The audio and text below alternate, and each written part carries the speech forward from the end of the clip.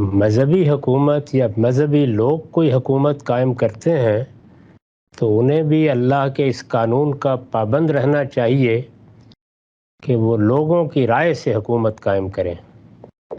وہ حکومت جو لوگوں کی رائے سے قائم نہیں ہوئی، جس کو کسی قوم نے قبول نہیں کیا، وہ اصلاً ایک ناجائز حکومت ہی ہوتی ہے۔ شخصی معاملات کا مطلب یہ ہے کہ مجھے نکاح کیسے کرنا ہے، طلاق کیسے دینی ہے، اپنی میراث کیسے تقسیم کرنی ہے، میں موسیقی کو جائز سمجھتا ہوں یا سمجھتی ہوں، یا مجھے اس کے بارے میں کوئی اور رائے قائم کرنی ہے، یہ سب معاملات میری ذات تک محدود ہیں۔ ان میں اگر کسی نے مجھ سے کوئی بات کہنی ہے تو یہ محض تبلیغ، تلقین اور تعلیم کے اسلوب پر کہی جا سکتی ہے۔ اس کے لیے کوئی سختی نہیں برتی جا سکتی۔ طالبان کی جانب سے آ رہے ہیں کہ وہ خواتین کو تعلیم کی اجازت دیں گے، ماضی کے برعکس ان کو کام کرنے کی اجازت دیں گے۔ اجازت دینے کے کیا معنی؟ وہ روکنے کا کوئی حق ہی نہیں رکھتے۔ یہ تو فرد کی حیثیت سے مجھے فیصلہ کرنا ہے، مرد یا عورت جو بھی ہے اس کو فیصلہ کرنا ہے کہ وہ کیا تعلیم پائے گا، اپنے شخصی معاملات کس طرح انجام دے گا۔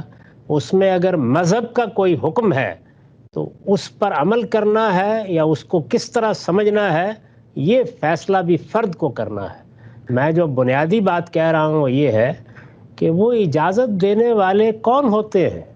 کسی حکومت کو بھی یہ حق نہیں ہے، یہ برطانیہ اور امریکہ کی حکومت کو بھی نہیں ہے، یہ طالبان کی حکومت کو بھی نہیں ہے کہ وہ کسی کے تعلیم پانے کے فیصلے میں، کسی کے شادی کرنے کے فیصلے میں، کسی کے طلاق دینے کے فیصلے میں، کسی کے میراث تقسیم کرنے کے فیصلے میں رکاوٹ ڈالے۔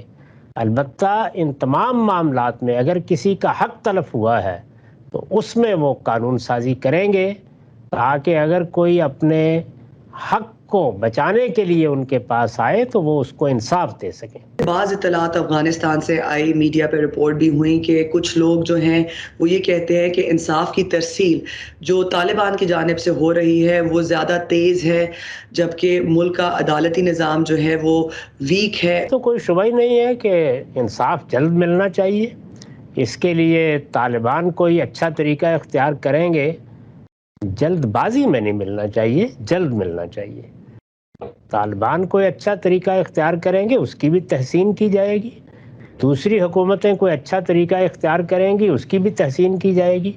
اس میں شبہ نہیں کہ ہمارے ملک میں یا ہمارے علاقوں میں لوگوں کو جلد انصاف نہیں ملتا، بلکہ وہ انصاف سے مایوس ہو جاتے ہیں۔ یہ بتائیے کہ ہم نے ماضی میں دیکھا کہ طالبان نے اپنے دور میں سخت سزائیں دی، کوڑے مارے، سنسار کیا۔ ان سزاؤں کے بارے میں یہ کتنی مطابقت رکھتی ہیں آج کی دنیا سے؟